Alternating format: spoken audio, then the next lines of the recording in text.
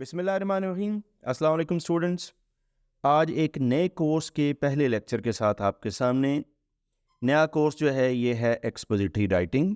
और expository writing इससे पहले हमारे 2-3 कोर्सेज से मिलता जुलता है, ग्रामर से मिलता जुलता है और फंक्शनल इंग्लिश से मिलता जुलता है।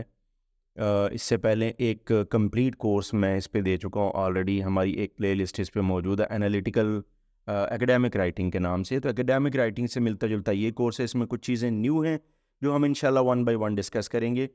एक्सपोजिटरी राइटिंग में सबसे पहला जो टॉपिक है that is self reflection. Self reflection वो टॉपिक है जिसमें आपने अपनी कोई भी फंक्शन परफॉर्म करने से पहले, कोई भी एकेडमिक फंक्शन परफॉर्म करने से पहले आपने उसकी तैयारी करनी होती है, प्रेपरेशन करनी होती है। फॉर एग्जांपल अगर आपने लिखना है, आप कुछ लिखने जा रहे हैं, आप एस्से लिखने जा रहे हैं, आप लेटर लिखने जा रहे हैं, आप कोई मेमो लिखने जा रहे हैं, सीवी बना रहे हैं, कुछ भी राइटिंग करने जा रहे हैं, ख़ास तौर पे लॉन्ग नैरेटिव राइटिंग में तो आपको इस प्रोसेस से गुजरना पड़ता है। देखते हैं जी कि सेल्फ रिफ्लेक्शन है क्या। और इसमें जो सबसे पहला जो टॉपिक जिस पे आज हमारा फोकस होगा वो होगा बेसिक्स ऑफ राइटिंग प्रोसेस। अब राइटिंग प्रोसेस एक बड़ा डेली बेसिस पे ये किया जाने वाला प्रोसेस है। इसमें हमने ये देखना है कि इसकी कितनी स्टेजेस हैं, और ताकि हम उन स्टेजेस को ठीक तरह से समझ सकें और उनको फिर अपनी राइटिंग में अप्लाई कर सकें। राइटिंग में सबसे पहला जो इशू सबसे पहला जो स्टेप है that is pre writing stage आपकी। प्री राइटिंग में आप राइटिंग से पहले कुछ चीज़ें सोचते हैं। You think and decide. आप ये सोचते हैं कि आपने लिखना किस पे है, आप ये डिसाइड करते हैं कि आपका टॉपिक क्या होगा। फिर आप अपना टॉपिक डिसाइड करते हैं, उस पर थोड़ा बहुत सोचते हैं, अंडरस्टैंड करते हैं टॉपिक को। You are understanding the topic, topic understand करते हैं, उसको समझते हैं, कॉम्प्रिहेंड करते हैं। टॉपिक की डायमेंशंस को आप नैरो डाउन करते हैं। नैरो डाउन करके आप स्पेसिफिक फ्रेज बनाते हैं या क्लॉज बनाते हैं अपनी टॉपिक की, और उस टॉपिक को आप लिख लेते हैं ताकि उसके ऊपर आप फोकस कर सकें। फिर आपने सबसे इम्पॉर्टेंट इसमें चीज़ और भी है कि जब आप टॉपिक का डिसाइड कर रहे हैं तो आपने ये भी देखना है कि ये जो आप लिखने जा रहे हैं ये आप किस ऑडियंस के लिए, या आपके रीडर्स का लेवल क्या होगा, किन रीडर्स के लिए आप लिखने जा रहे हैं, वो विल रीड योर राइटिंग। तो उसका एनालिसिस होना बहुत ज़रूरी है। यानी अगर आप छोटे बच्चों के लिए लिख रहे हैं तो आपका लेवल और होगा, school level, college level, university level. इसी हिसाब से अपनी ऑडियंस एनालिसिस करते हैं। ब्रेनस्टॉर्मिंग बेसिक एक फेज़ है जिसमें आप सोचते हैं, अपना डेटा रैंडमली लिखते हैं, अपने नोट डाउन करते हैं अपने जहन में आने वाले ख़्यालात को। ब्रेनस्टॉर्मिंग के बाद थोड़ा सा आप उसको रिफ़ाइन करते हैं, उसकी एक आउटलाइन बनाते हैं। सो थिंकिंग और डिसीजन ऑफ टॉपिक और उसके नैरो डाउन से होते हुए आप अपने आइडियाज़ कलेक्ट करते हैं। कलेक्ट करके रिफाइंड शक्ल में, एक आउटलाइन की शक्ल में आप लिख लेते हैं। दिस आर स्टेज 1 और step 1 which is called pre writing. Pre writing के बाद हम पहुंचते हैं रिसर्च पे। That is our step 2। We list place where to find information. हम सिर्फ ये देखते हैं कि हमारी इन्फॉर्मेशन कहाँ कहाँ कितनी हमने पुट करनी है। हम एक स्ट्रक्चर बना लेते हैं। फॉर एग्जांपल हमने एक ऐसे लिखना है तो हमारी जो रिसर्च है वो ये कि हमारे किस किस जगह पे ऐसे के कौन से पार्ट्स में हमें किस टाइप की इन्फॉर्मेशन चाहिए, वो हम इन्फॉर्मेशन इकट्ठी करना शुरू कर देते हैं, उसको पुट करना शुरू कर देते हैं। हम अपनी रिसर्च जारी रखते हैं। Do your research. आप अपनी रिसर्च जारी रखें। रिसर्च में आप अपना डेटा कलेक्ट करते हैं। एक एक जो टॉपिक का एक एक आउटलाइन जो आपने बनाई, आउटलाइन का एक एक पॉइंट जो है उस पर आप डेटा कलेक्ट करते हैं।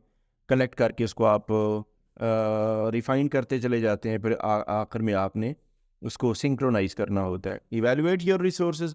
अपने रिसोर्सेज को इवेलुएट करना भी है ताकि आपको ये पता हो कि आपका जो डेटा है इसको किस हद तक ये वैलिड है, किस हद तक ऑथेंटिक है। ऑथेंटिक मटेरियल ही आपने यूज़ करना है। ज़ाहिर बात, आप अनऑथेंटिक मटेरियल या जो अनवेरीफाइड डाटा है वो आप इसमें यूज़ नहीं कर सकते। So you have to evaluate your resources, then you have to make a final outline. So research में क्या करेंगे? रिसर्च में आप अपना डेटा कलेक्ट करेंगे, रैंडमली कलेक्ट करेंगे, फिर आप उसको रिफाइन करते जाएंगे, उसको एनालाइज करेंगे, इवेलुएट करेंगे और अपनी एक फाइनल आउटलाइन बना लेंगे। तीसरे स्टेप में हम उसको ड्राफ्टिंग करना शुरू करते हैं। Third step is drafting. We write sentences and paragraphs. हम उसके जो हमने शुरू में एक आउटलाइन बनाई थी, आउटलाइन के डिफरेंट पॉइंट्स थे, पॉइंट वाइज हम उसके सेंटेंसेस लिखना शुरू करते हैं। सेंटेंसेस को फिर हम एक मुख्तलिफ पैराग्राफ की शक्ल देना शुरू करते हैं। अपनी एक we develop our thesis statement, जो हमारा टॉपिक सेंटेंस है, वो बहुत सोच समझ के एक बड़ा कॉम्प्रीहेंसिव किस्म का एक थीसिस स्टेटमेंट हम तैयार करते हैं। या we put our information that we have already researched, हम अपनी इंफॉर्मेशन को उसमें पुट करना शुरू करते हैं जो हमने हासिल की थी।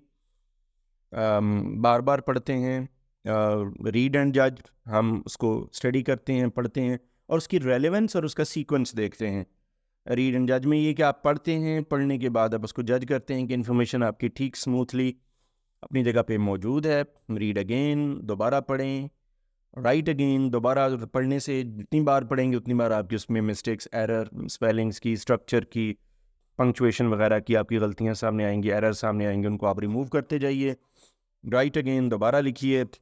And right until you get everything included, उस वक्त तक लिखते जाइए। 3 से 4 बार आप पढ़ेंगे, 3 से 4 बार आप उसको लिखेंगे।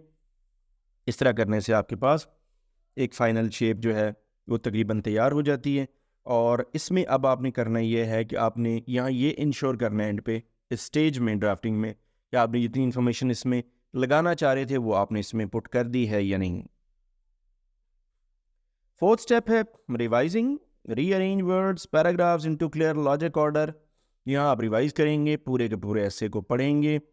टेक आउट और ऐड पार्ट्स, आप उसमें से कुछ पार्ट को सबट्रैक्ट करेंगे, निकालेंगे, कुछ ऐड करेंगे।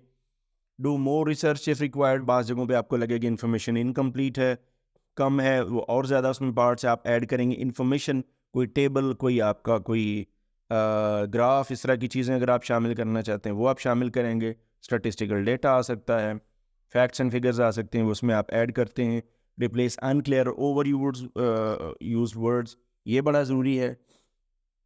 राइटिंग में ये जहन में रखिए कि आपने जो वर्ड्स यूज़ करने हैं वो आपके सेम वर्ड्स आप हर सेंटेंस में यूज़ ना करें, ना ही अनक्लियर वर्ड्स हों जिनके कोई मानी ना हो, या वो बड़े वेग वर्ड्स या फ्रेजेस हों।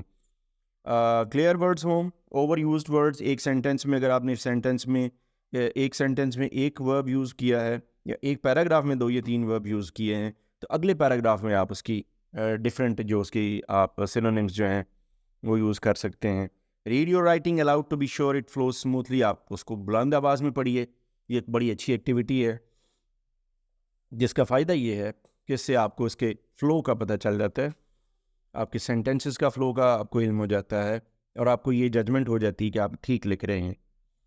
ऐड ट्रांजिशंस, इसमें आप अपने कंजंक्शंस और इंटरजेक्शंस और इस तरह के जो आपके लिस्ट के स्ट्रक्चर के डिफरेंट पंक्चुएशन इवन वो आप उसमें ऐड कर सकते हैं। तो रिवाइजिंग में आप सारे पैराग्राफ, सेंटेंसेस, उसका स्ट्रक्चर और ओवरऑल उसकी उसकी लाउड रीडिंग और उसके ट्रांजिशन, ये सारी चीज़ें आप चेक करते हैं।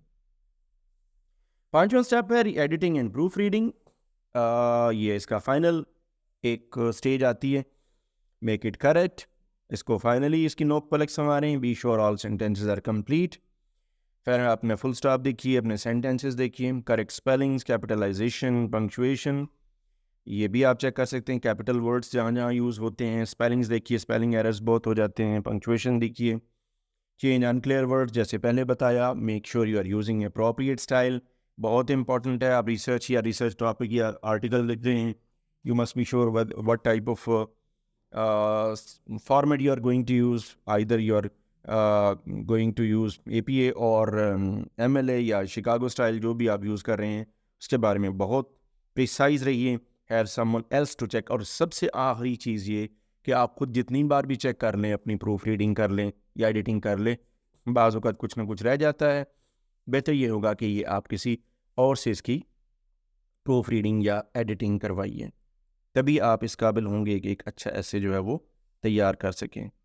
So this was all about self reflection and basics of writing process.